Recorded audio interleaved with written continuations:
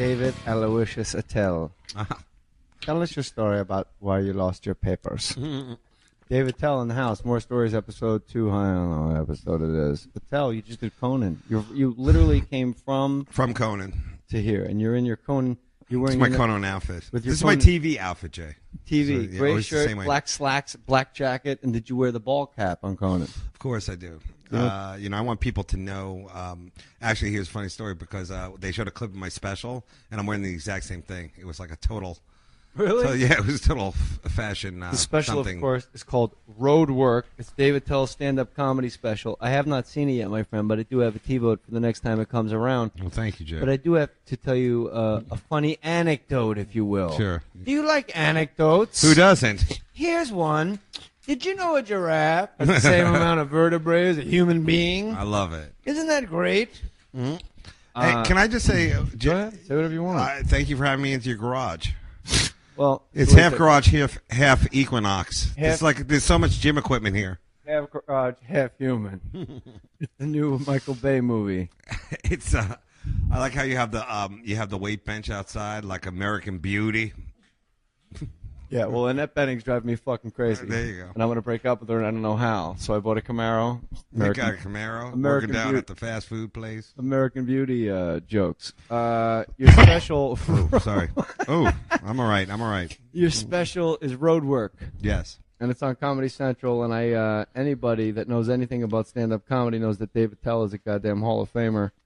And what was amazing, last time you were on the podcast, we sat in a hotel room and we spoke for, I think it was 2.5 hours. Ouch, really? It was great. It didn't feel like that. No, not at all. Well, that's what happens when old friends hook up and just talk comedy. I think that was the first time I saw you in years, Jay.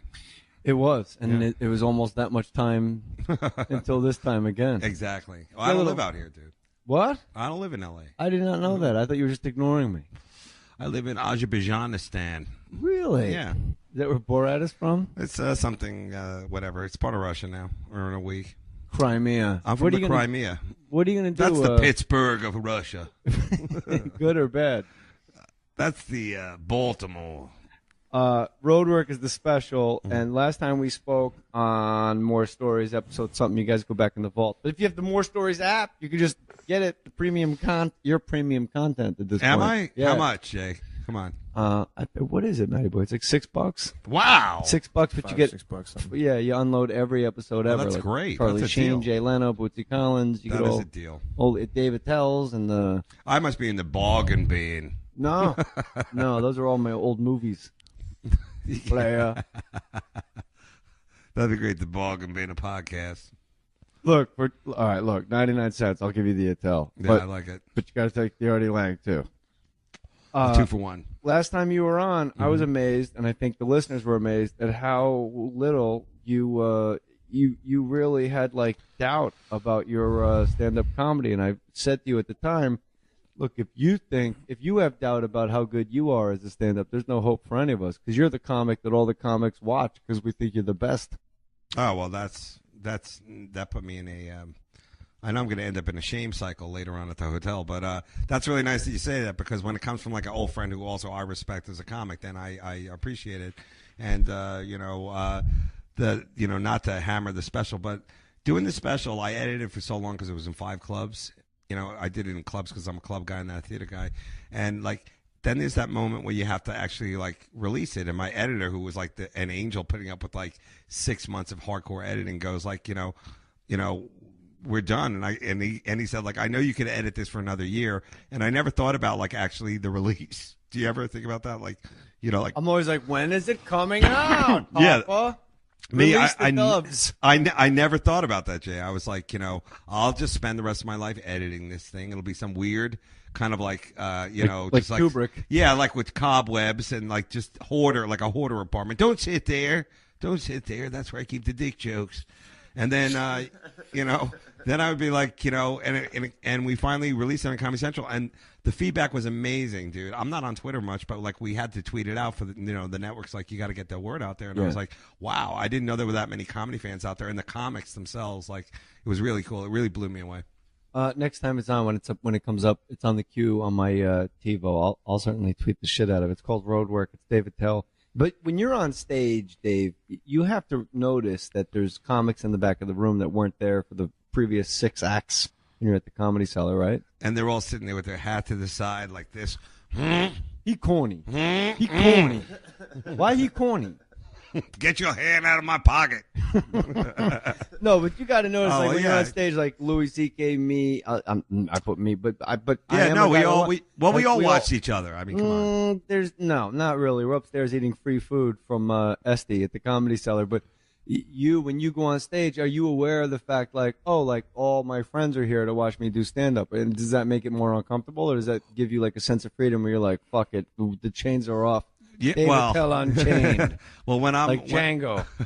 when I see like one of you guys, like if you walked, like if, let's say we're at the Comedy Cellar right now and you walk through the room, I would immediately stop doing everything I was doing and just start talking to you. Because I'd rather talk to you. Yeah, I'd rather talk to you. And I remember when it has happened. I remember once I went to the bathroom at the Comedy Cellar.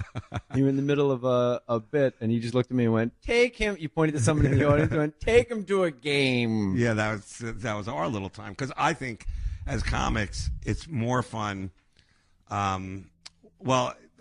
Maybe it's wrong. Maybe it's shooting yourself in the foot. But I just love it when some guy I know walks through or is watching, and then like I'll just like tag the joke to them. Yeah, it's like their personal little part of it. Like if I'm not like the audience is like, what is he talking about? Yeah, but it's if the audience is into you, they'll go. I've found they'll go with that little tiny like sidestep with you. Like if I'm doing the Melrose Improv and Maddie's in the back of the room, yeah, I'll like do stuff that I know it's just between he and I, and it's nonsensical. But the audience is like, it sounded funny, right? I think it was supposed to be funny. We're having a good time. But I love that stuff because that's our stuff, and you know, I think that a lot of the comics started watching me because like I would bomb consistently, and they would find it funny the way I bomb, because you know me, like it was like quicksand. Like I would be the guy grabbing on the branch, thinking the branch is going to pull me up. Like, fuck you, quicksand. Like the guy who like won't give up. So I think that's kind of like where I got the rep initially of like the comics comic of people who would watch me. Kind of, your book. This place is haunted. There's papers flying out. It's 108 degrees out. For some reason, some breeze. Oh, that's probably the air conditioning from inside comes through that tiny crack, blowing papers all over the garage. Oh my God! It is so. Why is it so hot here this time of year? Because it's a desert. Off the top of my head. Off the top of my head, California. It really is deserty out there, right? It's so dry, isn't it? It's dry. Did someone leave NPR on? I mean, what's going on out there? It's so dry. This is last time we were in New York. No, we were here. We were in Santa Monica because you were in town, and we did it at a hotel in Santa Monica. But this time we're in the Fake Mustache Studios in my garage. And I got to tell you this because I didn't even know your special was on because there wasn't. God forbid we had a billboard or something. Not the best promoted thing. Absolutely. I'm saying all this, not Dave Attell, but for crying out loud, Comedy Central, you have the fucking goose that lays the golden eggs of jokes named Dave Attell promoted.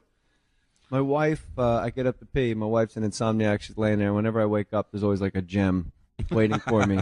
Like once she paused the TV because it was an AARP commercial with old people in it. I love it. But she goes, "Honey," I go, "What?" She goes, "Before you fall back asleep, I want you to look at something." I'm like, "Oh, okay. Like, what's going on?" She goes, "Look at this." I go, "Yeah, it's an AARP commercial." She goes, "Yeah, but it's old people." I go, "Yeah." She goes, "But they're not that old, but they put them in wigs to make them look older." Oh, that's great. And she was right. Yeah. And she's like, she goes, "Isn't that weird?" I go, "Yeah, that's pretty weird." She goes, "No, watch it again." Like, look, this lady's got to be 60, but they like what? They made her look 68? Yeah, okay. That's funny. But this last time, she goes, "Look at this." I go, "Oh, good. Attell's special is on." She goes, "No, look at what it says in the program guide." And it says, "It's your special, Dave Attell Roadwork." And the only thing it said was, "Dave is determined." That's it? That's all it said. My wife was peppering me with questions like, I'm determined this time. When he's on the podcast, ask him, what is he determined about? It broke her faith in humanity because she thought out of all the people that wouldn't be so determined, it would be you, and you broke her heart. You went the other way with it. Now you're determined all of a sudden? I was voted one of the top 10 determined comics of the Determinators. That was in the Village Voice. Michael Musto wrote that. You know what's so funny about like promotion and all that kind of stuff is that you know, a network like Comedy Central, it's all about digital. Like they'll play your special once or twice, and then it goes to digital, and then it's supposed to be downloads and all that kind of stuff. So like I'm old school. I'm like, you know, there used to be a thing like, you know, it's on a couple times, and then you know, like your mom watches it. You know, you have a good time. And then, like, you know, people go like, you're not a comic. And then you show it to them on real TV. Now it's all like apps and just downloads. And to be honest, like, I don't really like it. And I told them that. It's like, I really would rather it just be airing, you know? Or on DVD, hard copy. Yes, because that was the thing. Which I went like, through the same thing with Showtime. Yeah. It's like, how many downloads? I mean, because, you know, I even told the people, because I really have done, I have this charity called Operation Purple, and it's for kids of veterans who are deployed. It sends the kids to camp. It's a really great program. So I said on my side, I go, please don't steal it. I'm not asking you for money. This isn't Kickstarter. It's just that some of the money that from these downloads, I will donate to the charity. And I've already donated $25,000. Okay. So I was like, wouldn't that be cool if I could make another $25,000 for this Operation Purple? And, you know, after the first release, I'm like, I wonder what the downloads are. And it was like really low. And I'm like, it had nothing to do with the charity. It's just that, like, you know, these kids are so smart. Like, they just know how to see the show somewhere else, you know, or like, I guess it's streaming or something like that. But I was like, isn't that wild how, like, even this download thing is not that great? And like, I think I've sold, like, you've been to a merch table, like, where you're sitting there with like piles of your DVDs and shit. And I was like, I felt like that. I was like, I just have like a million just like digitized things in front of me, just sitting there glum. You know? It's the worst thing when you're at your own merchandise table after a show, like meet and greet, and I'll sell T-shirts and DVDs, and then you take pictures with 300 people, and then you go, all right, back to the car, and you realize you're packing up all but everything, like 4 shirts. And you're like, wow, I really oversold. So now I just bring like 10 shirts, to the shows. But going back to what you said about the downloads, like with the Showtime special, they said we're only releasing it digitally, and I like fought. I'm like, no, it has to be on DVD. People want to have a DVD to play in their home. Hard copy, Or God forbid, over the backseat of a car on a long trip, they get to watch and have some laughs. But there's no, like, Comedy Central doesn't go, hey, guess what? Catch Dave Attell on iTunes. You can download his special. Like, there's not only is there no advertising, and not just Comedy Central in your special, networks in general. Yeah. It seems like Epix does a really good job with it, and Netflix gets after it. Like, they'll put billboards up all over town. But, like, there needs to be some kind of, I mean, shit, Comedy Central's on Twitter. Send out a tweet saying, hey, click here to download Dave Attell's special Roadwork. They do their part. It's just like, I'm not really. No, I'm telling you. They do their part. I just think that there's so much product now out there, especially in the digital world, that, like, getting anyone to buy anything is really difficult. But I'm with you on the whole idea of, like, you know, hard copies. There's something about having the DVD and owning it, and like especially for the fans, the real comedy fans. I'm not talking about like the samplers or anything. You can't sign a download for somebody. You can't sign a download, and also, you know, that is like your copy, and like, you know, we built all these extras and DVDs, but you can't put it on a download. I mean, It's just got to be an extended cut, and we didn't do that. So I was just gonna say, also to your point, it's like, you know, if one person downloads your special, they can rip it and put it on YouTube, or they can rip it and put it on another site, and then it doesn't count for your downloads. You know what I mean? So you really are just the Metallica fighting these piracy people. You're fighting Ethiopian pirates. Somalian. I messed that joke up. Somalian would have been good. Well, I like how Matt was using his young hipster terms. I mean, your buddy can rip it, and then dubstep it, and then you know, and Skrillex.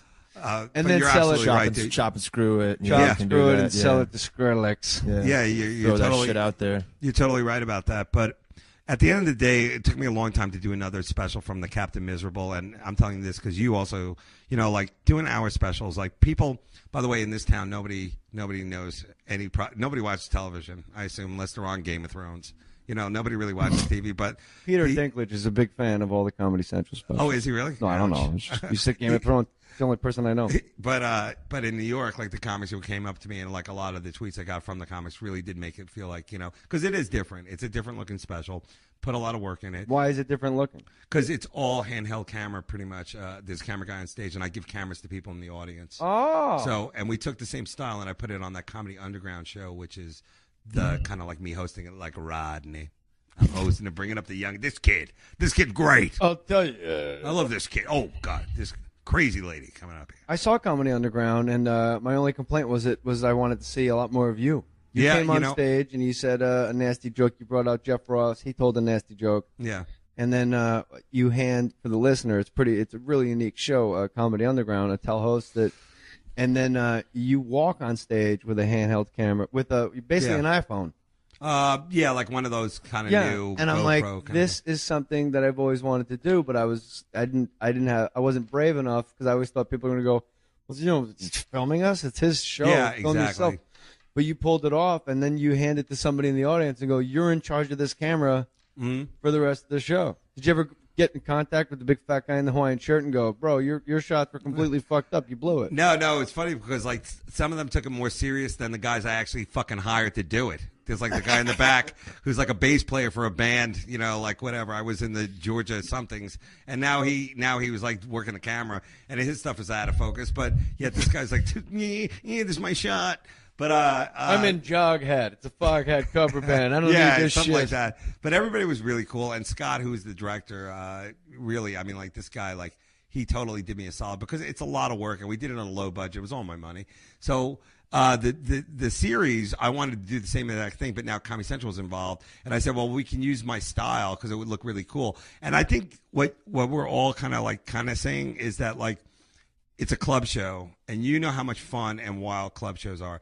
I'm just trying to give a taste of that to the audience at home. That's why the handheld cameras, I think, are really important. Yeah. It really does give them like, people see comedy on TV and they're like, okay, jokes, more jokes. Oh, now he made a little face. Yeah. He made a face, But like comedy is really like it's fucking fun. Like when it's wild like that, and those shows. You've done those shows. There's always those crowds. Either a second show Friday, or just the Sunday. Like we don't give a shit. We didn't even know you were here, and we walked by on a Sunday. We saw, and then you're on stage, and you're like, this is completely exactly what you said. Like it's wild. It's a wild time. And theater, there's a little more circumstance to it, where people dress up. It's a night out. They get a valet. They got to walk across the street. They've had dinner. People aren't getting liquored up. Well, that's what I like about you, Jay. And this isn't a stroke fest. Go but on. I would just say that, like, you're a theater guy. You look good in the theater. Your act works in the theater. But you can hold your own in the club. And, like, I think in your heart, like, you love a club show, too. Oh, I love it. Yeah, you love a club show because I know you play clubs, too. So yeah. And for the listener, really the only difference between a theater show and a club show is it's pretty much the same amount of money. But the theater show is one time. You walk out on stage on a Tuesday night. You do your hour and a half, and you're done for that check. The club show is 5 shows for that check. The weekend. And it's here you go, sweetheart. I don't think people realize. Thanks for having me in here, Mr. Mohr. I swear to God. Second show, like in between the first and second show on like a Friday or Saturday, I'm always like, I get like this wave of exhaustion, and I'm like, I gotta go out again. Like I just did it, and I don't know why. Like, why do we get so tired just standing for an hour and speaking? I guys out there like you, like Operation Purple, like the soldiers. There's soldiers out there jumping out the back of planes in the middle of the night, landing in an ocean with no gear, swimming to shore, and meeting a craft that's going to take them to a forward operating base and to Crete. Like those guys should be tired. Why are we tired by going? I mean, it's crazy, right? Well, why is it so tiring? That was a crazy connection, but yeah. It's because I can tell for me, it's like you're older, so you're tired. But the cool thing about it is that, if the crowd meets you just halfway, we're not talking like, you guys have to come up and be hypnotized or I'm going to do my, musical act to you.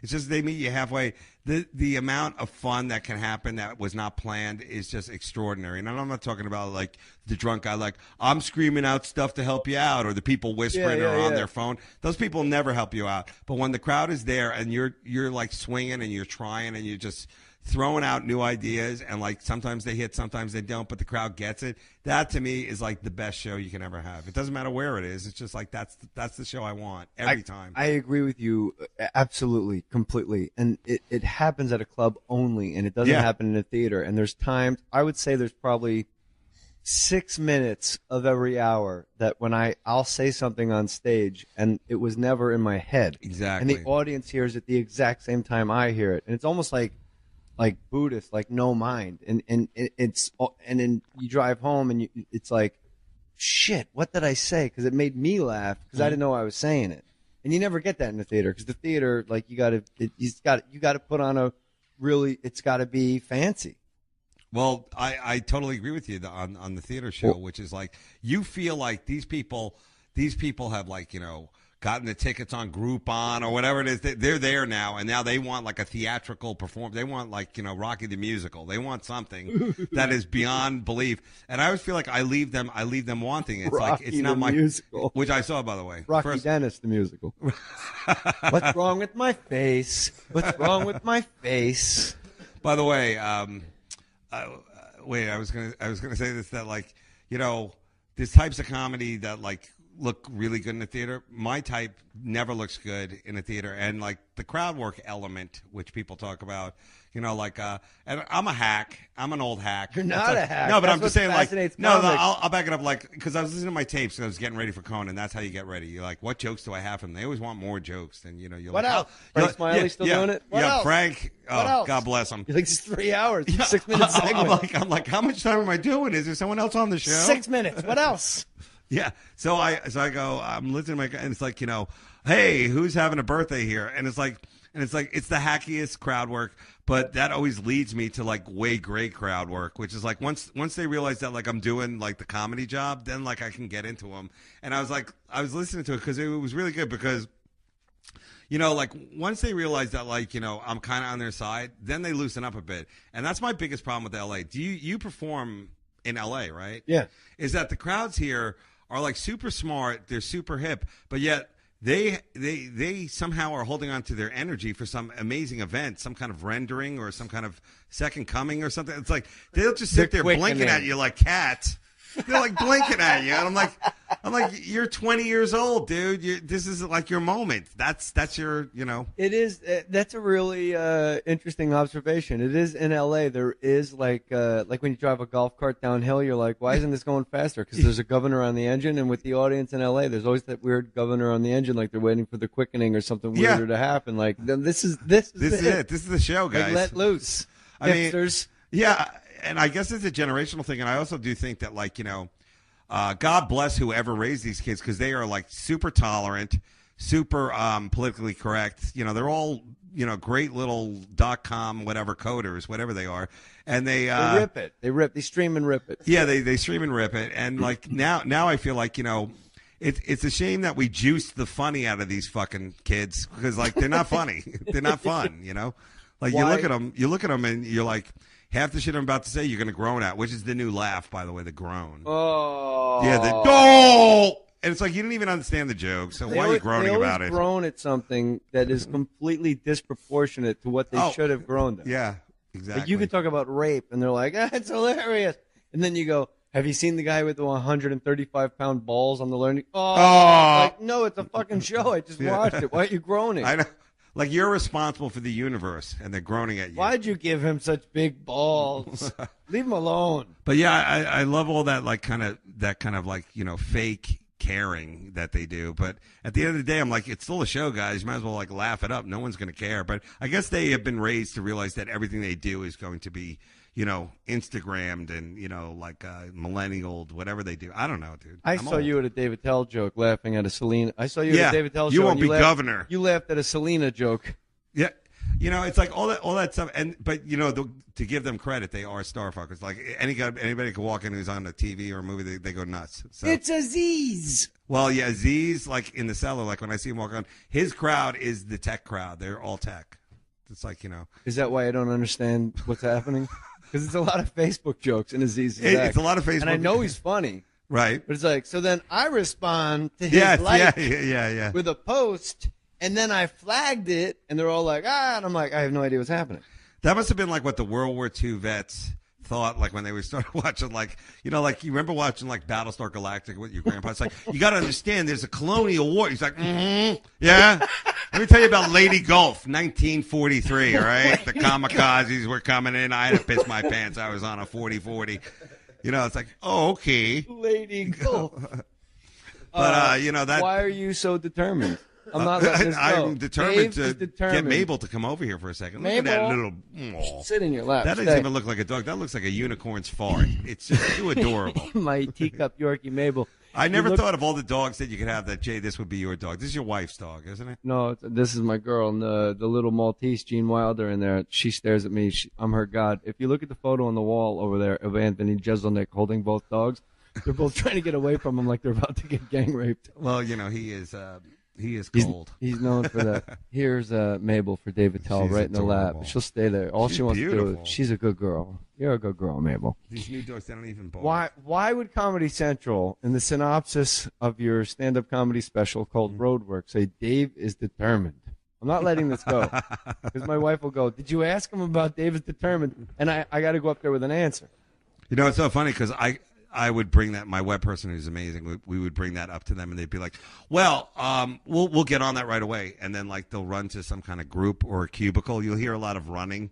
And I'll be like, all right, well, that slipped through the cracks. We promise you next time it'll be, Dave Attell is dinosaurs. Something funny. Are there jokes? Is your dog farting or is my phone vibrating? I don't know anymore. She's not. I'm getting old. I'm old. After all that hobo chili from my first special, Skanks for the Memories. I miss one of the best comedy albums of all time. Can I tell you what the best line? Because you love a line coming up on stage, you love that kind of stuff. Oh yeah. The best line I came up with. Actually, I came up with a couple of good ones in this special because we shot in multiple places, so I got a lot of whacks at it.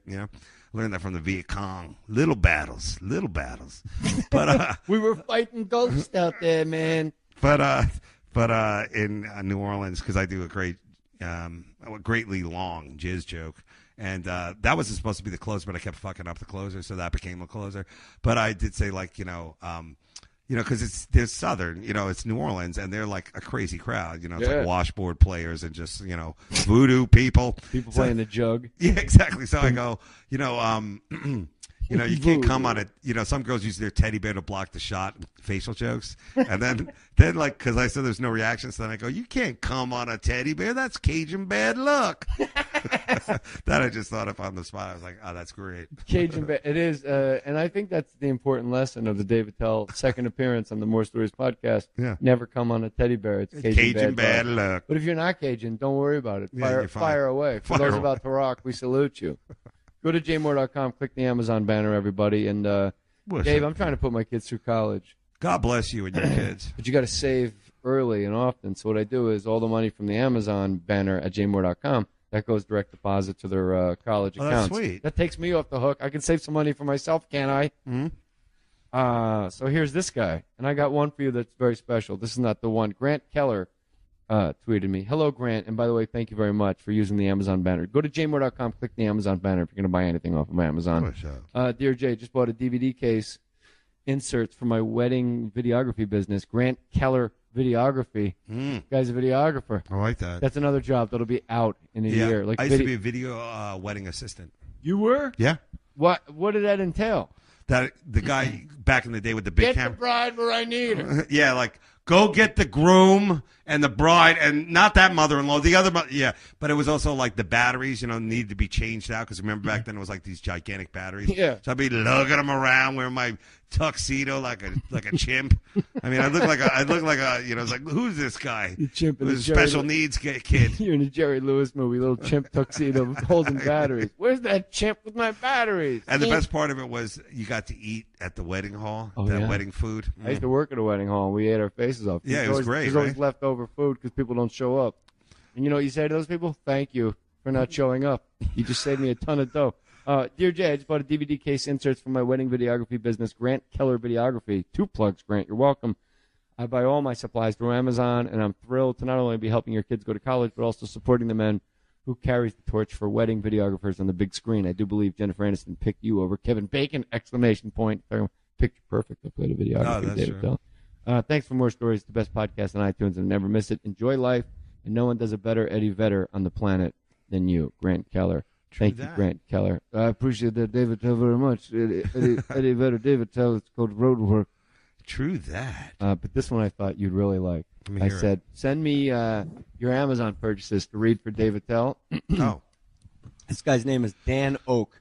I like it. Dan Oak out of Raleigh, North Carolina. No, where's he from? Possibly. Oh, could be.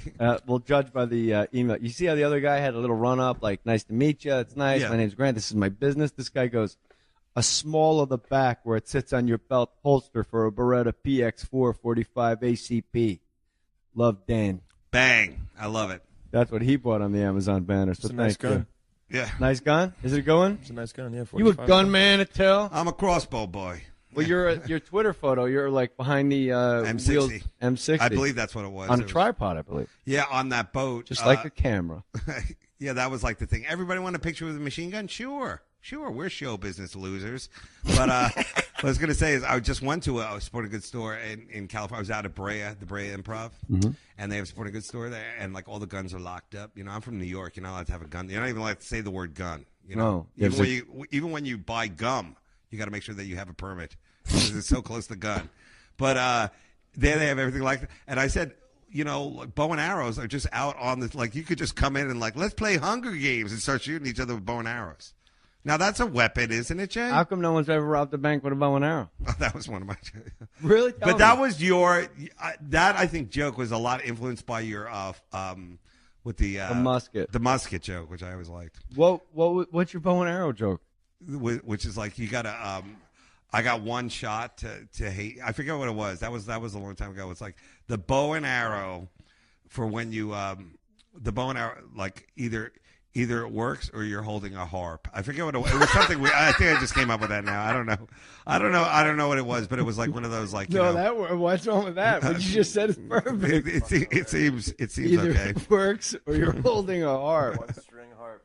A one string harp. It plays I'm one gonna note. play The note of death. Some blues with this one note, but I forget what it was. But it was just funny to see that stuff was out there. But people are now hardcore into the crossbow because of Walking Dead. Do you watch the show? You kill zombies that way. Do you watch that show? I don't, but only because I don't watch any show until it's like season 3, and then when I'm on the road, my wife and I get the DVDs and we watch them all in a row. That's cool. How about Mad Men? I think it's the greatest show that's I ever love been that on. show. Best show, better than The Sopranos. How do you watch it with a cigarette in your hand and smacking the shit out of you, bitch? Yeah, my secretary. You mean? That's the whole thing. It's like run out and get me a something. I'm sure this show. Did you is see destroyed. John Manfrotati on it? I've seen Havy this whole season. Havey's rocking on it out. Alan Havey's on it a lot. Really? And John Manfrotati was on, I think, one episode, and it was when Don Draper had the black secretary, and it was like the big to do, like, whoa, what's she doing here? Something's not right in the office. There's a new black secretary. And John Manfrotati, they're like, would you like some drinks? Would you like this? He was like a client with Don Draper. And everybody's in that big boardroom. And he goes, yeah, I would like, you know what I would really enjoy is a diet soda. And I don't want it from black coffee out there.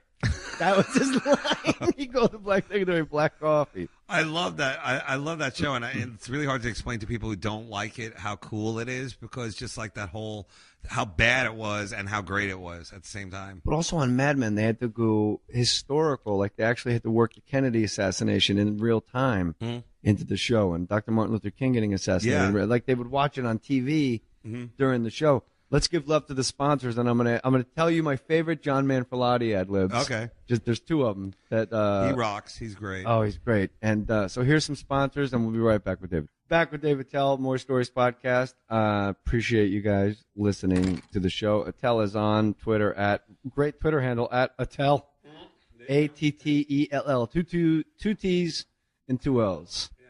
And you don't tweet. Why don't you tweet a lot? We started tweeting. Oh, sorry. I forgot. So we were just talking. Dave Attell literally was talking into a cigarette. This is my favorite part in the suburbs when the sun goes down. Yeah? Yeah. Oh, yeah. Come on in, Sean. Time for supper. Time for supper. The street One more jump shot, and then I need you inside.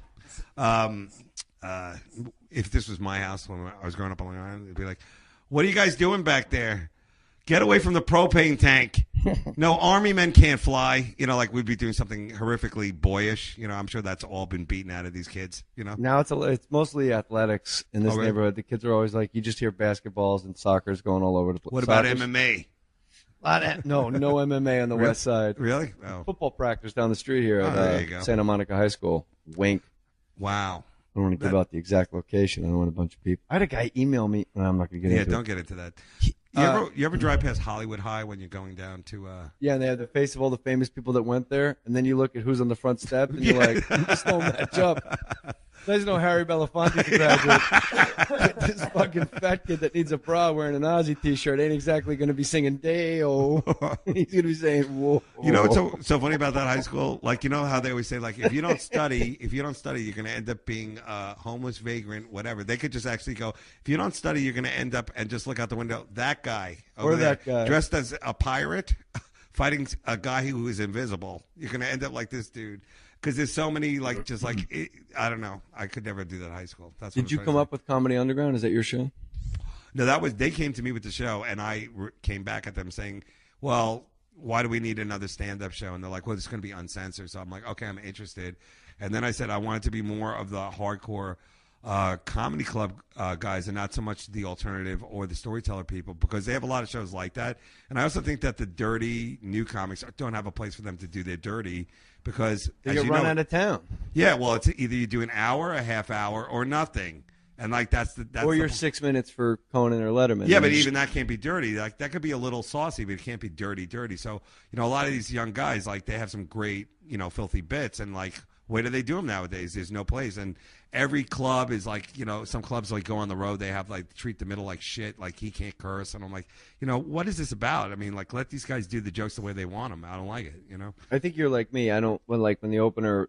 I'm embarrassed when the opener comes to me and goes, "Is there anything you don't want me to say?" I'm like, bro, I don't do whatever you want. Just do as less time as possible because I got to get out there. I hate waiting around. I can see that, yeah. Do you show up early to like? Well, I have no life, Jay. So like, I'll have like 15 guest spots ahead of me. This guy. Let me enjoy my improv steak. Yeah, this guy. He's Cookie. He works. He's the Valley's cousin. Here he comes, guy. No, it seems like people know I'm a soft. Cookie. Yeah, it's like I'm a soft spot for the guest spot. So, yeah, no, it does. There's such too much of a good thing sometimes with comedy. So it's good to keep it tight, but it's also good to roll with like some new faces. So. Sorry, I'm just babbling. You're not babbling. We're having a conversation. That's why I like having. What about having a dialogue? Listen to my dialogue and break it down. Listen, man. John Manfrotati, I saw him at a club once, and there was guys in the front row heckling the shit out of him, and he goes, "You guys look seriously." He really like just fucking destroyed these guys, and he goes, "You guys look like $1 million, seriously." 6 zeros.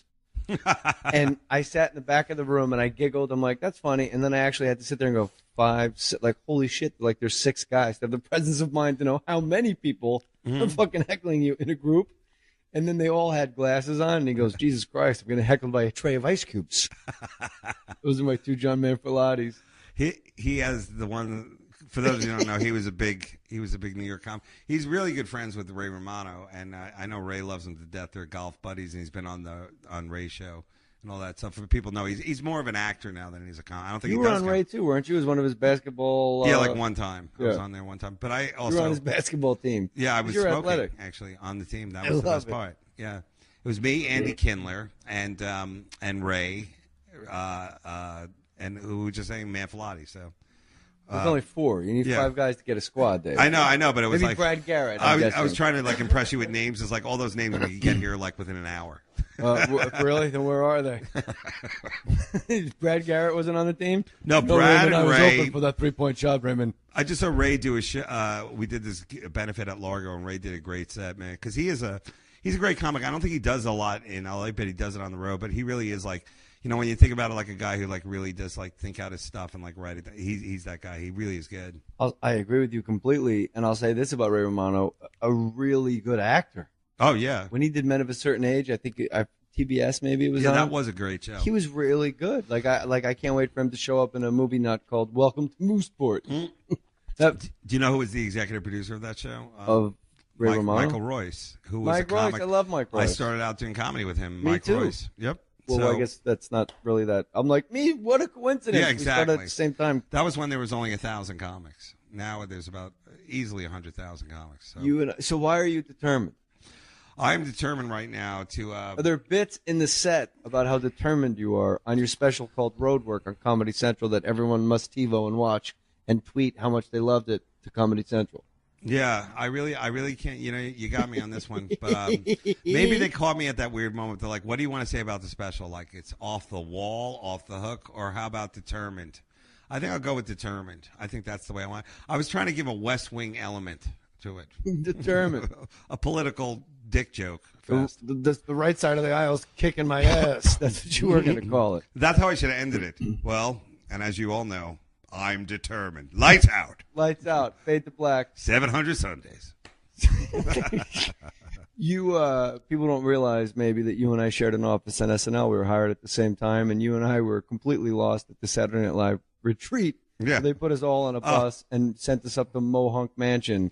They can't be still doing that. That's for sure. I don't know if they're still doing it, but I know I saw Anthony Bourdain, no reservations, and he actually went there for lunch and went out on a paddle boat with Rulin, some chef that he always rolls around with that he likes to make fun of. And like the whole thing was like how haunted the place was. And I'm like, well, somebody might have floated us that information. Yeah. You and I could have had some fun. Are there any ghouls in here? The Scooby-Doo kids could have come in and solved it. No, I really do think that, I know that you were a heavy-duty player over there. And like at SNL? Well, no, I mean, but you fought for yourself and you got stuff on. And I think that I always admire that because now I see, now it looks like a summer camp over there. Back when we were there 20 years ago now, it was more of like a death match. It really did remind me a lot of like 2 men enter, 1 man leave, Mr. Attell, you will have the weapon. Yeah, I really do feel that like it was so competitive to the detriment of the show. I agree. That the show was hurt every week because of like, oh, this guy knows, this guy is whatever, and the writers all like this guy, and like it was wrong, and they didn't nurture the younger cast members. Now it's all like a nurture fest over there. It's like a mommy blog. Cast driven. It was Jim Downey told me one of the few times he spoke to me in 2 years. Yeah, was he said the show's cyclical and it's either writer driven or it's cast driven. And when it's cast driven, that's when it's the best. Really? And when it's writer driven, it runs aground because, as you and I know, you sit in a writer's room and for 2 hours, guys are arguing over what the name of high school. Yeah, that's true. Yeah. And like the high school is just a card in the beginning of the sketch. It says Washington High. And people are going, these are Harvard graduates going, that sounds a little too urban. What about Central High? Still a little urban. What about High School High? Too jokey. Yeah. And then you and I would sneak out and do spots. Actually, I'll take that back. I didn't have the balls to do what you did. You would go, I'm going to the bathroom, and you would go to the Comedy Cellar, and you would actually do stand-up comedy and come back and be like, woo, that was a long one. The good thing about like that gig and also like me being, I was like older than you guys a little bit, but it was like I had already done jobs where like they kind of hated me, but they couldn't fire me. I had done those kinds of, and that's where I kind of felt like that job, which was like, oh, he's here for, whatever. So, let's just put the wall up so that we don't let him in. And I really do think that show was hurt by the fact that like, they really did. It's very cliquey, or I don't know what it is now. You're right. I'm going to stop you. It is cliquey. When you and I were there, it was very cliquey because out of a writing staff of like 20, 8 of those guys all graduated Harvard and got hired at the same time. Right. And they all knew each other. Lou Morton, Dave Attell. I'm not saying these guys were not nice to us because they were. And shit, the kid that looked like Bjork. Like, I've never said this, but like Robert Downey, who was the head writer there, everybody swore that he was a genius. And I was like, wow, this is really a great opportunity for me to learn how to write. And he looked at me like, which to give him credit would be, is that like, why are we hiring comics to learn how to write when we should hire writers? And I agreed with that. But I also do think that like, as a comic, I could have contributed more if they didn't look at me as like, oh, this guy's just going to throw in some like comedy jokes. Yeah, we want jokes being the key word. Yeah, though. exactly. The sketches need jokes, especially their sketches, since they have so many. Since they go on way too long, like the more jokes, the better, as we all know. Yeah. Otherwise, it's some kind of weird improv exercise of just like, over the top characters. It seems sometimes I watch that show and I'm like, this is like English comedy done poorly. You know what I'm saying? It's like everyone's dressed wackily. There's wackiness going on, and there's a recurring thing, like a recurring bit, but it doesn't lead anywhere, and there's no jokes. But that was years ago. I think now it's different. Let's do a sketch where there's an ugly sweater party. What are the jokes? What do you mean? It's an ugly sweater party. Yeah, come on, guys. It's all that'll walking be in. 8 minutes. We're just going to compliment each other's sweaters the whole time. Because there's 1,000 people in the cast, we need 100. We need 100 ways to go. Hey, how's it going, guys? That's like the big writing assignment. Yeah. How did you get the gig?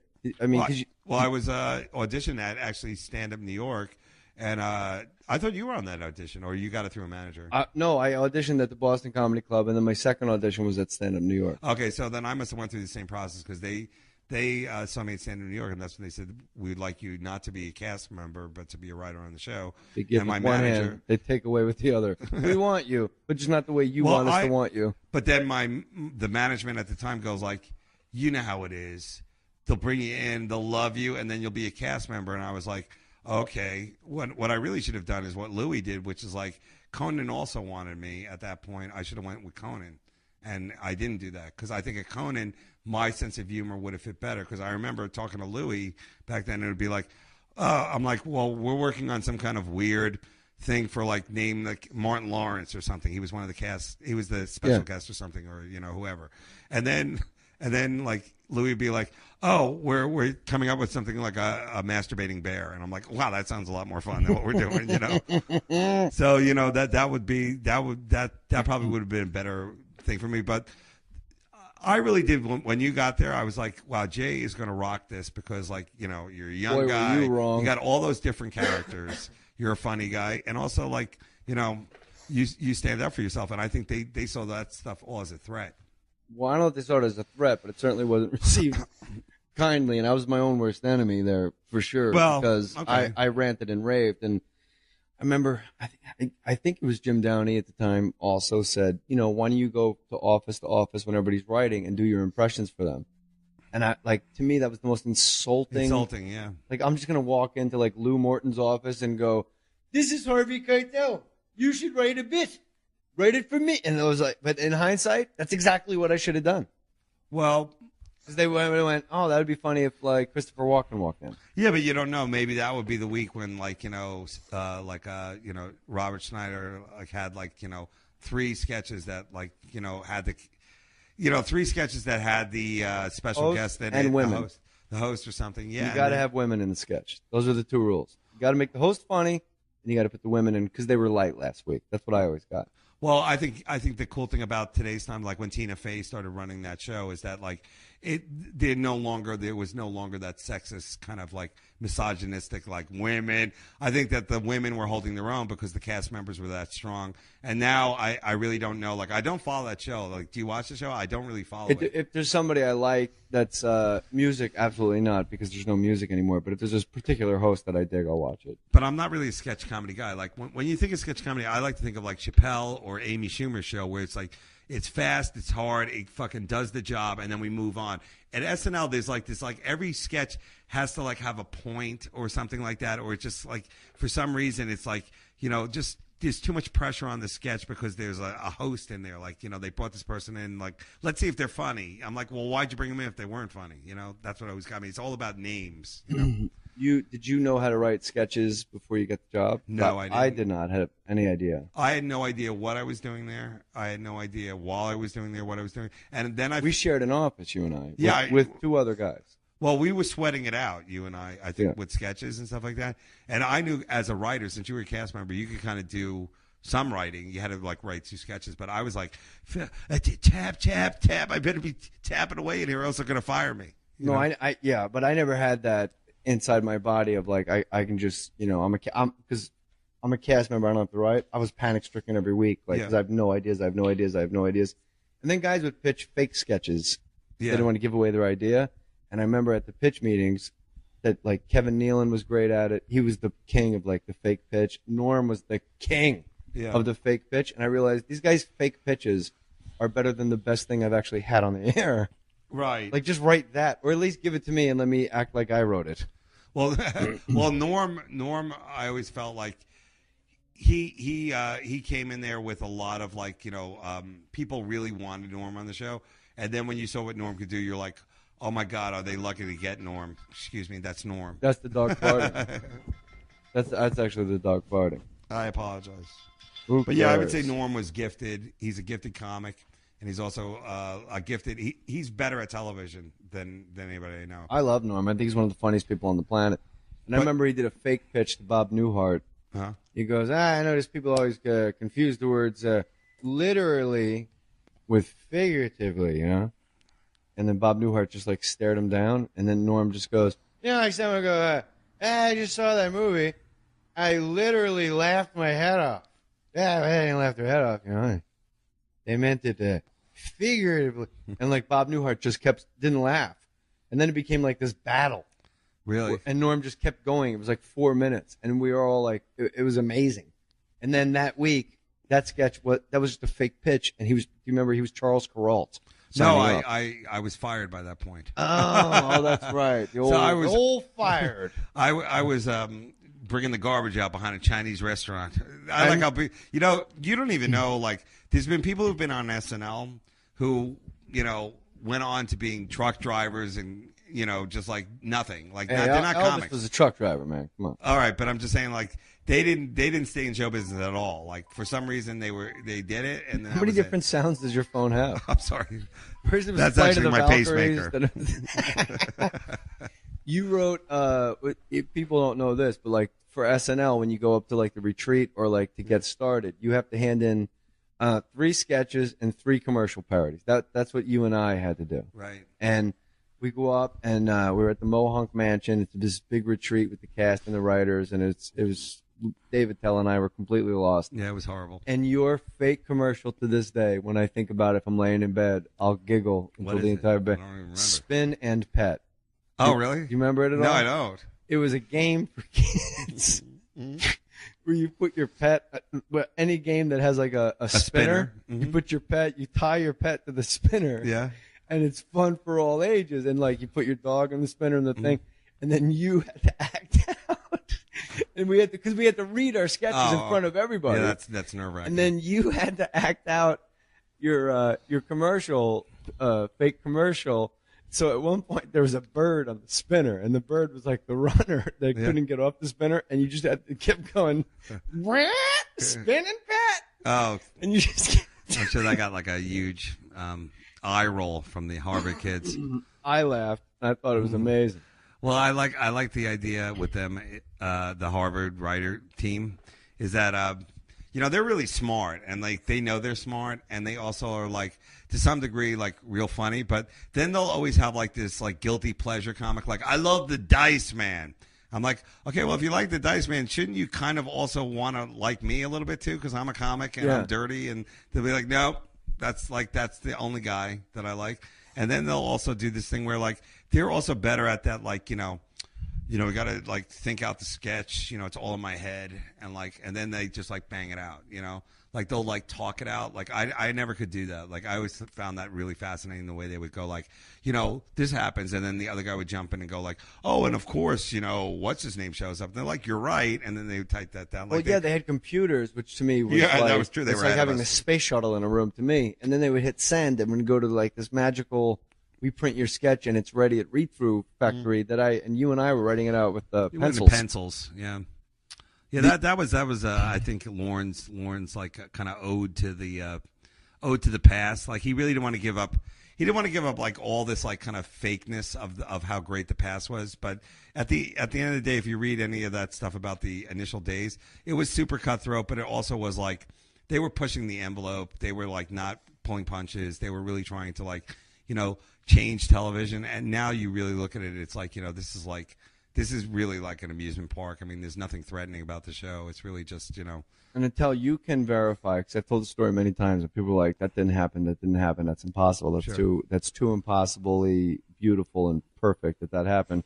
You were with me when we paid Chris Farley $100 to take a shit out our window. Absolutely. And then he wiped his hands, he wiped his ass with his hands, and then he chased, you should. Because you and I were on a dead run through the hallway because he was acting like a zombie. Yes, I remember it now. With shit on his hands. Yes. And there was a bookshelf in the hallway, and I realized only one of us is going to clear. We can't go 2 by 2 because the bookshelf will clip one of us. So I tried to pass you. Little did I know, Dave Attell has a little military strength. And you had some fucking crazy Attell gear, and you passed me, and my shoulder hit the bookshelf, and I fell down. Oh, I'm sorry. So no, what? Because you ran fast? No, but the thing that was funny about that Farley story is like I never would have said it, but when we said it together, then I was like, yeah, that was like our moment. That was like our first initial under fire. Was like Chris Farley, who it was madness. Like we might as well just went in Fifth Avenue and laid down in the street and waited for cabs to run us over. That would have been less crazy. I know he was naturally a gifted, funny guy. And like, can you imagine if he was alive today? Yeah, well, with all like the movies and the Hangovers and all that. He would be playing like the old. He would be playing like the old guy. You know, like all that fun usually like at the I end. almost got you when you came in the door. You got knocked 3 times, Rio Bravo. But he Stumpy. that was definitely one of the cool things, like getting to see him. Like, you know, like, is he funny all the time? Yeah, he's pretty funny all the time. And I think that was the problem, is like inside the sad clown. You know what I'm saying? So that was kind of like depressing when you think about his end. You know, but that was you know, there was another thing there that really did kind of like, because I didn't know the show that well before I got there.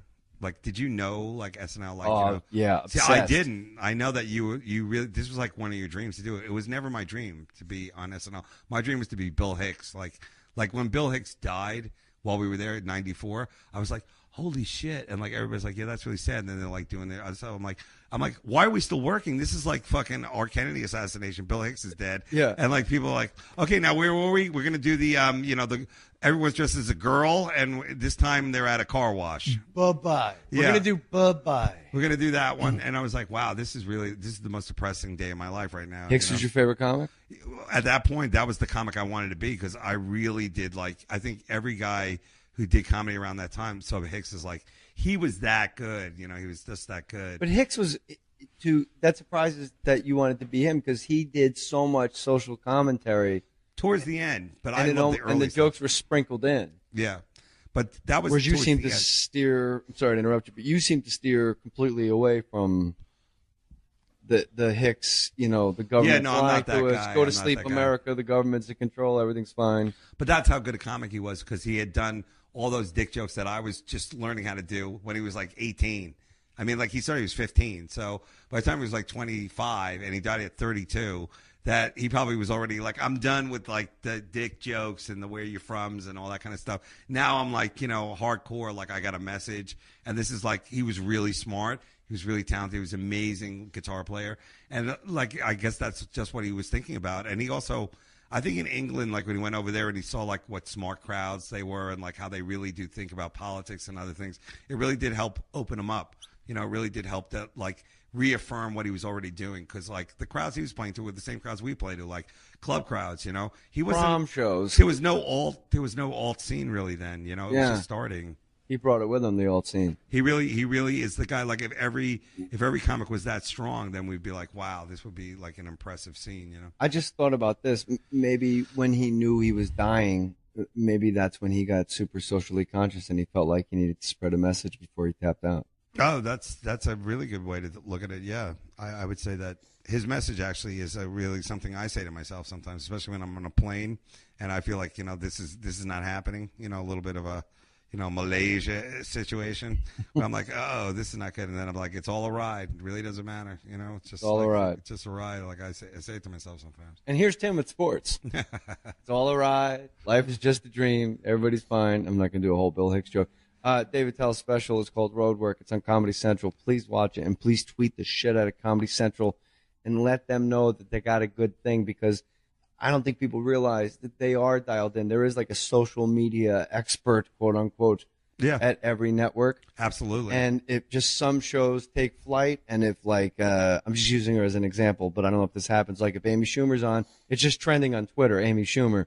So when Dave Attell Roadwork is on, just bang the shit out of that Twitter. Thank you. And like Comedy Central, they know they got a good thing. And of course, Comedy Underground. Yes. That's on. That's on a Saturday at 1 a.m. Eastern time, so that's like On what? Comedy Central as well. On Comedy Central, and A little Comedy Central business going for yourself do. there, Dave Attell. I really do. And Jay, I'm going to throw the invite out now I'm in. because I have no idea.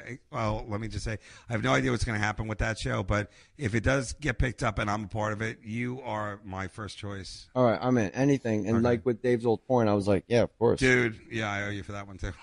No, you don't owe me. You're my friend. And that's, I don't. I've run out of favors in this business. Luckily, That's not a favor. That's I must have like, done something right, because when I started doing comedy, I really met a lot of great comics, and a lot of them are really cool. And as we all know, we take care of our own. Yeah, we take care of ours. We take care of our own. Get now. an education and take care of your own. Any final words? You're dying after this. I don't know if you know. Well, that. I was just going to say, if I can hit it again, Operation Purple. Check out my site, davidattell.com. You'll see everything about it, and it really is a good charity. You're a good dude. You support the troops. Everybody knows that. Like, I'll put $1,000 in right now. Dude, that is just Tax perfect. deductible. There you go now. Well, hold on And a it's second. for the children. It's for the children of the veterans who are deployed. Some of them have been multiple deployments. And What did the kids get? they go to this summer camp. Okay, you would think like that's something that's a given. It's a special summer camp where there's programs for them to deal with the loss sometimes of a relative who, fell overseas, or to deal with just like the deployment of like them being away 6 months for like 5 years in a row, or 8 months. And where's the camp? I don't know exactly where the camp is. I'm not allowed to give out that information. But if you go to Operation Purple, you can tell. Does it say it on the site where the camp is? I actually never asked them where the camp is, but I do know that I did the benefit, and there was so few people there. I was like, this makes me angry because, it really does make me angry. I've done the Wounded Warrior. I've done shows overseas, and I'm like, this is now the time when they need us most. The caregivers to these guys who come home wounded and broken, like that's their family. At the end of the day, it's going to be like, okay, we're done with you. Now it's your family's going to have to live with you 24 hours a day and take care of you. And that includes the children. So that's why I was like, this is really important. Operation Purple is Dave Attell, 2 T's, 2 L's, D-A-V-E. You know how to spell Dave. What the fuck am I wasting your time for? Attell, A-T-T-E-L-L. Operation Purple. Of course, the special is Road Work and the show Comedy Underground. Attell. You asked me about final words. Dude, I love sitting and talking with you. And, when I finally move into your garage. That would be funny if you had another guy living in here. Hey, buddy. Kirk Fox is right behind you. I was on Evening Shade. You want to talk to me? Patrick Duffy's here. I love talking with you all the time. Well, it's always good. And let's not go this long without seeing each other again. All right. You're the talking to me best. or Mabel? Huh? Oh, Mabel, her. Mabel's barking. She's telling the neighbors, get lost. There's headliners in But here. that's like a little dog. What is it, Fashion Week? Somebody mixed the Gavinci with the Louis Vuitton. What happened? All right. Dave Attell, ladies and gentlemen, one of my all-time favorite comics, and I know he's yours too. Put your name on it. Thank you, guys. David Aloysius Attell. Tell us your story about why you lost your papers. Dave Attell in the house. Mohr Stories, episode 2. I don't know what episode it is. Attell, you just did Conan. You literally came from Conan to here, and you're in your Conan. You're wearing my Conan outfit. With This is Conan- my TV outfit, Jay. TV, So, yeah, gray always the shirt, same way. black slacks, black jacket, and did you wear the ball cap on Conan? Of course I do. Yeah. I want people to know. Actually, here's a funny story because they showed a clip of my special, and I'm wearing the exact same thing. It was like a total. Really? So, yeah, it was a total fashion. The special, something. of course, is called Road Work. It's Dave Attell's stand-up comedy special. I have not seen it yet, my friend, but I do have a T-vote for the next time it comes around. Well, thank you, Jay. But I do have to tell you a funny anecdote, if you will. Sure. Do you like anecdotes? Who doesn't? Here's one. Did you know a giraffe has the same amount of vertebrae as a human being? I love it. Isn't that great? Hey, can I just say, Go ahead. Say whatever you want. thank you for having me into your garage. Well, It's half garage, half Equinox. Half- It's like there's so much gym equipment here. half garage, half human. It's the new Michael Bay movie. It's I like how you have the weight bench outside, like American Beauty. Yeah, well, Annette Benning's driving me fucking crazy. There you go. And I'm going to break up with her, and I don't know how. So I bought a Camaro. You got a Camaro, American working down Beauty. at the fast food place. American Beauty jokes. Your special. Oh, sorry. Oh, I'm all right. Your special is Road Work, Yes. and it's on Comedy Central. And anybody that knows anything about stand-up comedy knows that Dave Attell is a goddamn Hall of Famer. And what was amazing, last time you were on the podcast, we sat in a hotel room and we spoke for, I think it was 2.5 hours. Ouch. Really? It was It great. didn't feel like that. No, not at all. Well, that's what happens when old friends hook Yeah. up and just talk comedy. I think that was the first time I saw you in years, Jay. It was, and Yeah. it was almost that much time until this time again. Exactly. Well, I don't live out here, dude. What? I don't live in L.A. I did not know that. I thought you were just ignoring me. I live in Azerbaijanistan. Really? Yeah. Is that where Borat is from? It's something, whatever. It's part of Russia now, or in a week. Crimea. I'm from What are the you gonna- Crimea. What are you going to do? That's the Pittsburgh of Russia. Good or bad? That's the Baltimore. Roadwork is the special, and last time we spoke on Mohr Stories episode something, you guys go back in the vault. But if you have the Mohr Stories app, you can just get it, your premium content at this Am point. I? Yeah. How much, Jay? Come on. What is it, Matty Boy? It's like $6. Wow. $6, but you get $6 something. yeah, you unload every episode ever. That's like great. Charlie That's a Sheen, deal. Jay Leno, Bootsy Collins. You That get is all a deal. old Dave Attell's and the I must be in the bargain bin. no, those are all my old movies. Player. That'd be great. The bargain bin, a podcast. Look, all right. Look, 99 cents. I'll give you the Attell. Yeah, but, I like it. But you got to take the Artie Lang too. 2 for 1. Last time you were on, I was amazed, and I think the listeners were amazed at how little you really had like doubt about your stand-up comedy. And I said to you at the time, look, if you have doubt about how good you are as a stand-up, there's no hope for any of us because you're the comic that all the comics watch because we think you're the best. Oh well, that put me in a. I know I'm going to end up in a shame cycle later on at the hotel, but that's really nice that you say that because when it comes from like an old friend who also I respect as a comic, then I appreciate it, and not to hammer the special, but doing the special, I edited for so long because it was in 5 clubs. I did it in clubs because I'm a club guy and not a theater guy, and like. Then there's that moment where you have to actually like release it. And my editor, who was like an angel putting up with like 6 months of hardcore editing, goes like, we're done. And he said like, I know you could edit this for another year. And I never thought about like actually the release. Do you ever think about that? Like, like I'm always like, when is it coming out? Yeah. Papa? Me, Release the dubs. I never thought about that, Jay. I was like, I'll just spend the rest of my life editing this thing. It'll be some weird kind of like, like just like Kubrick. Yeah, like with cobwebs and like just like a hoarder apartment. Don't sit there. That's where I keep the dick jokes. And then, then I would be like, and we finally released it on Comedy Central, and the feedback was amazing, dude. I'm not on Twitter much, but like we had to tweet it out for the networks. Like you got to get the word out there, and I was like, wow, I didn't know there were that many comedy fans out there, and the comics themselves, like it was really cool. It really blew me away. Next time it's on, when it comes up, it's on the queue on my TiVo. I'll certainly tweet the shit out of it. It's called Roadwork. It's Dave Attell. But when you're on stage, Dave, you have to notice that there's comics in the back of the room that weren't there for the previous 6 acts when you're at the Comedy Cellar, right? And they're all sitting there with their hat to the side like this. He corny. He corny. Why he corny? Get your hand out of my pocket. No, but you got to notice, like when you're yeah. on stage, like Louis C.K., me. I put me, but I Yeah, am no, a guy we all watched each other. I mean, come on. There's not really. We're upstairs eating free food from Esty at the Comedy Cellar. But when you go on stage, are you aware of the fact, like, oh, like all my friends are here to watch me do stand up? And does that make it more uncomfortable, or does that give you like a sense of freedom where you're like, fuck it, the chains are off? Yeah, Dave Attell Unchained. Well, when I'm like Django.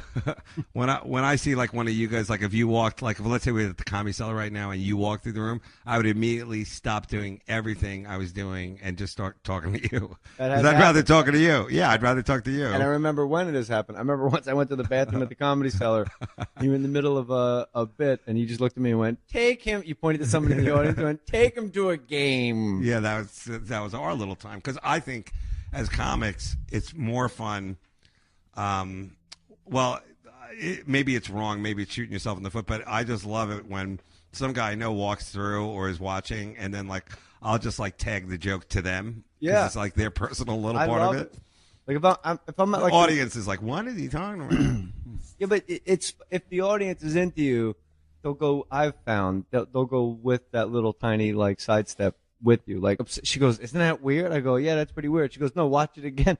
Like, look, this lady's got to be 60, but they like what? They made her look 68. Yeah, okay, that's funny. But this last time, she goes, "Look at this." I go, "Oh, good. Attell's special is on." She goes, "No, look at what it says in the program guide, and it says it's your special, Dave Attell Roadwork." And the only thing it said was, "Dave is determined." That's it. That's all it said. You know, and my wife was peppering me with questions like, I'm determined this time. When he's on the podcast, ask him what is he determined about. Oh. It broke her faith in humanity because she thought out of all the people that wouldn't be so determined, it would be you, and you broke her heart. You went the other way with it. Now you're determined all of a sudden. I was voted one of the top 10 determined comics of the Determinators. That was in the Village Voice. Michael Musto wrote that. You know what's so funny about like promotion and all that kind of stuff is that you know, a network like Comedy Central, it's all about digital. Like they'll play your special once or twice, and then it goes to digital, and then it's supposed to be downloads and all that kind of stuff. So like I'm old school. I'm like, you know, there used to be a thing like, you know, it's on a couple times, and then you know, like your mom watches it. You know, you have a good time. And then, like, you know, people go like, you're not a comic. And then you show it to them on real TV. Now it's all like apps and just downloads. And to be honest, like, I don't really like it. And I told them that. It's like, I really would rather it just be airing, you know? Or on DVD, hard copy. Yes, because that was the thing. Which I went is through like, the same thing with Showtime. Yeah. It's like, how many downloads? I mean, because, you know, I even told the people, because I really have done, I have this charity called Operation Purple, and it's for kids of veterans who are deployed. It sends the kids to camp. It's a really great program. So I said on my side, I go, please don't steal it. I'm not asking you for money. This isn't Kickstarter. It's just that some of the money that from these downloads, I will donate to the charity. And I've already donated $25,000. Okay, so I was like, wouldn't that be cool if I could make another $25,000 for this Operation Purple? And you know, after the first release, I'm like, if I'm doing the Melrose Improv and Maddie's in the back of the room, yeah, I'll like do stuff that I know it's just between he and I, and it's nonsensical. But the audience is like, it sounded funny, right? I think it was supposed to be funny. We're having a good time. But I love that stuff because that's our stuff. And, you know, I think that a lot of the comics started watching me because, like, I would bomb consistently, and they would find it funny the way I bomb. Because, you know me, like, it was like quicksand. Like, I would be the guy grabbing on the branch, thinking the branch is going to pull me up. Like, you know, fuck you, quicksand. You know, like the guy who, like, won't give up. So I think that that's kind of like where I got the rep initially of, like, you know, the comic of people who would watch me. Kind of, your book. This place is haunted. There's papers flying out. It's 108 degrees out. For some reason, some breeze. Oh, that's probably the air conditioning from inside coming through that tiny crack, blowing papers all over the garage. Oh, my God. It is so. Why is it so hot here this time of year? Because it's a desert, off the top of my head. Off the top of my head, California. It really is deserty out there, right? It's so dry, isn't it? It's dry. Did someone leave NPR on? I mean, what's going on out there? It's so dry. This is last time we were in New York. No, we were here. We were in Santa Monica because you were in town, and we did it at a hotel in Santa Monica. But this time we're in the Fake Mustache Studios in my garage. And I got to tell you this because I didn't even know your special was on because Right. it wasn't. God really, forbid we had a billboard or something. Not Yeah, the okay. best promoted thing. Oh, On, right. Absolutely. I'm saying all this, not Dave Attell, but for crying out loud, Comedy Central, you have the fucking goose that lays the golden eggs of jokes named Dave Attell promoted. My wife, I get up to pee. My wife's an insomniac. She's laying there. Whenever I wake up, there's always like a gem waiting for me. Like once she paused the TV because it was an AARP commercial with old people in it. I love it. But she goes, honey, I go, what? She goes, before you fall back asleep, I want you to look at something. I'm like, oh, okay. Like, what's going on? She goes, look at this. I go, yeah, it's an AARP commercial. She goes, yeah, but it's old people. I go, yeah. She goes, but they're not that old, but they put them in wigs to make them look older. Oh, that's great. And she was right. Yeah. And she's like,